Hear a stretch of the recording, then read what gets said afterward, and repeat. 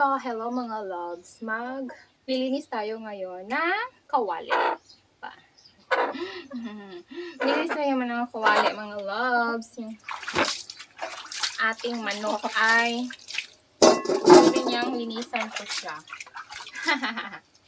Diba? Yan. Tapos meron akong maraming labahin. Katapos kong maglinis ng mga kawali. Diba? Maglalaba na naman tayo mamaya. Yan lang yung routine araw-araw. Maglaba, maglinis ng kawali, maglinis ng bahay, palit-ulit lang, diba? Yan. So, share ko sa inyo ngayon kung paano ko yung linisan yung kawali namin. Yan. Yan lang natin ang ko. Isin natin yung kawali. Diba? Ibang panglinis ng kawali. Araw-araw ko kasi ginagamit ng kawali. Tapos mamaya, hindi na muna ako magkutrito. Kaya, linisan ko lang siya. Para naman, hindi masyadong maging maitim yung ating kawali. Diba?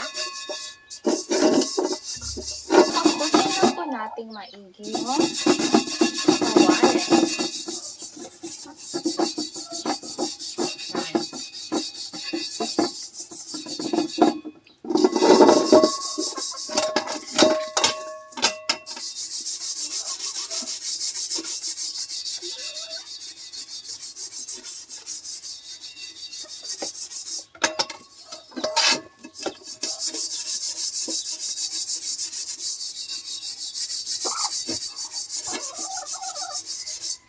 Kuskusin lang natin ang kawali na maigi.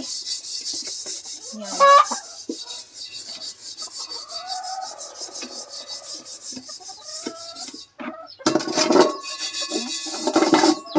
Medyo nawawala na yung itim-itim na. Tingnan ninyo. Yan.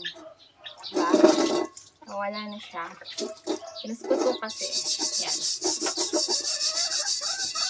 Okay lang naman na hindi masyadong maputi at makinis yung kawali natin dahil gagamitin pa natin ito sa pagluluto.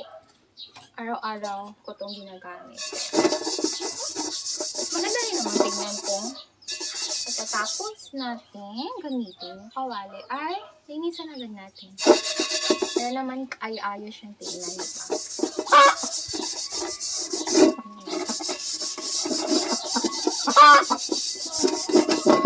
Yan.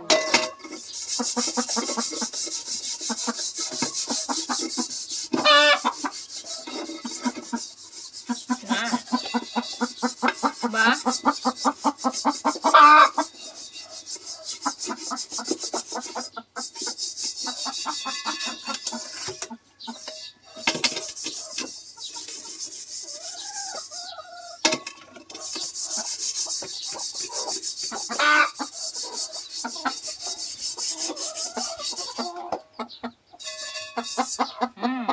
Tingnan nyo.